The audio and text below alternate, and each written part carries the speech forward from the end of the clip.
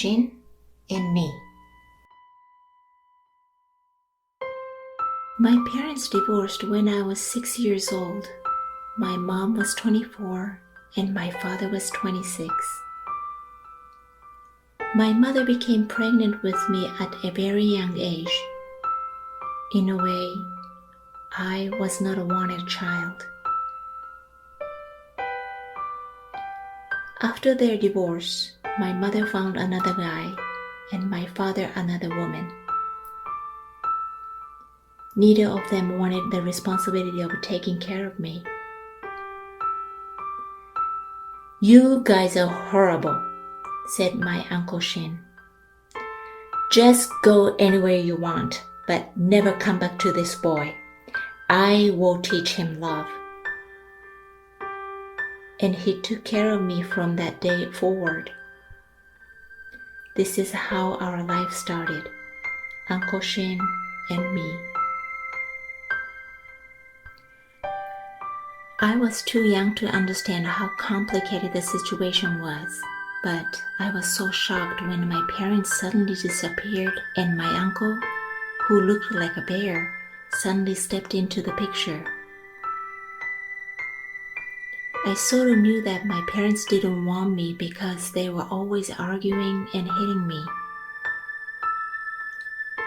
My uncle had me call him Shin, not Uncle Shin.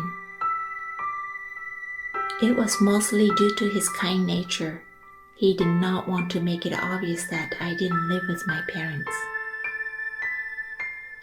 Shin was 23 then, a construction worker, living alone in a crummy apartment. It was awkward at the beginning, but I gradually started to like him. It was fun to be with him. He would pick me up from preschool every day in his small construction truck. It was our routine to pick up some groceries on the way home, and she would cook our dinner after we got there. However, Shin was a terrible cook. He and I both said that it tasted awful, but we still ate it anyway, laughing about it at dinner. We often worked on making models before we went to bed. On his day off, we played ball and soccer with other kids in the neighborhood for most of the day, going from morning until dark. Shin was an amazing player who never took into account that he was playing with kids. He went all out, even if playing with kids. Shin could be rough at times and would hit me when I did something wrong.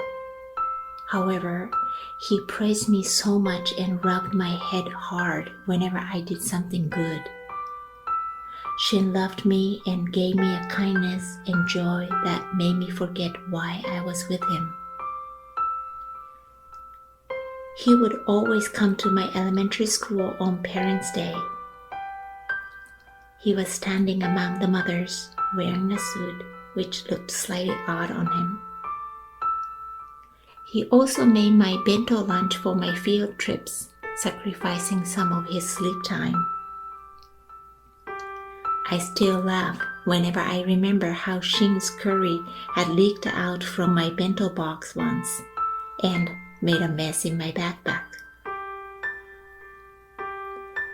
He always came to cheer me on whenever I played on our high school rugby team and would give me a special massage to prepare me for the most important matches. I was planning on getting a job after I finished high school, but Shin said, "You have to do what you want to do. A little kid like you should not worry about money. I'm still young and can keep working." So he sent me to the School of Clothing Design. After graduating, he cried with joy when I got my first job.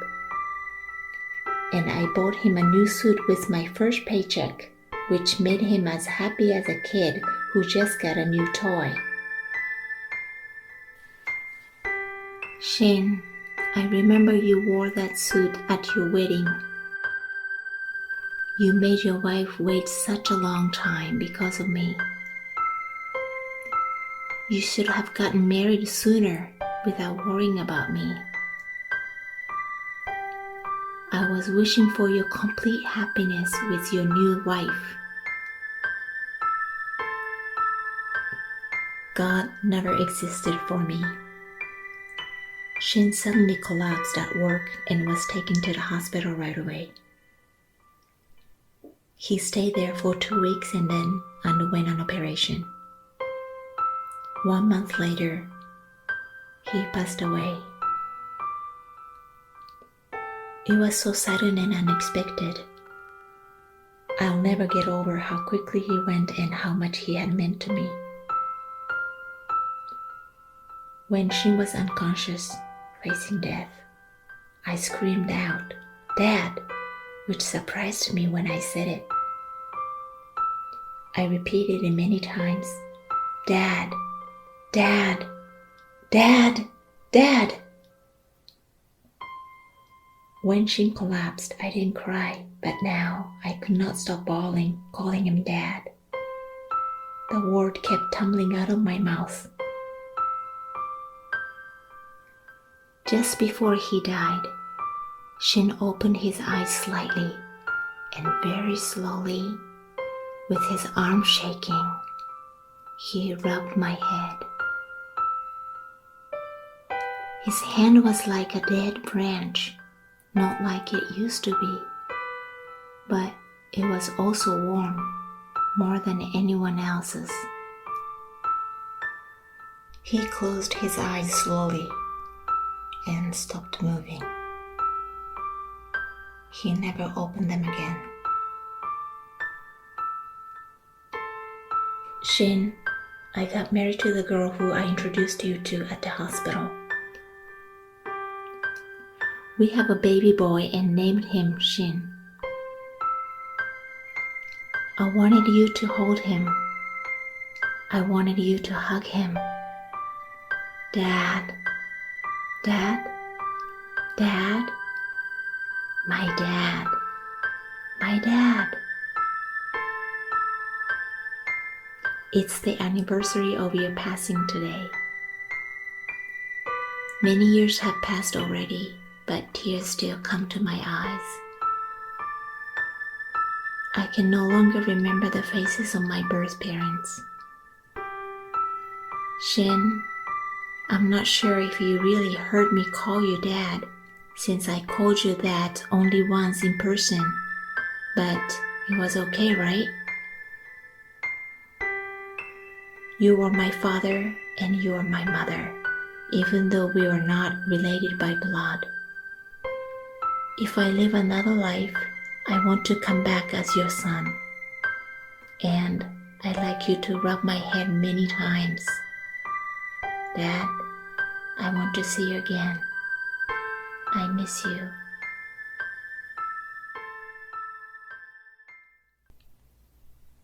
A stranger. I was married and we had a daughter, but we decided to divorce when our daughter was 14 months old. My ex-wife chose that path in order to protect our daughter because I was a heavy drinker and I sometimes acted violently. I deeply regret what I had done. I stopped drinking completely, even socially. I never asked my ex to get back with me. I realized that I'm not in a position to ask for that. However, I always want my former wife and my daughter to be happy, and I really mean that. When we got divorced, she made me agree to 2 things. One is that I'm allowed to come and see my daughter, but only once a year on her birthday. 2 is that I should not tell her that I'm her father. That gave me tremendous pain, but I guess it was for the best. I have to appreciate that I can at least celebrate my daughter's birthday with her. I would always go to see them on my daughter's birthday in a suit, which I usually don't wear. My ex-wife introduced me to my daughter as a distant uncle. My daughter also called me distant uncle, as if she was joking. Our daughter was shy at first, but gradually she opened up, and 3 of us went to a nearby park to play together. People might have thought we were a very close family. It was the happiest time that I could remember, and I've never had that kind of happiness anywhere else. It would be wonderful if this was our daily life. I was able to stay away from alcohol by remembering my daughter's birthdays, which came only once a year. However, it did not last long. It ended the year our daughter started to go to elementary school. I visited them, same as every year, dressed in a suit and with a gift. My ex told me, however, that this may be the last time you can come to see us. Our daughter had reached the age when she would start understanding many things. That's the reason, my former wife said.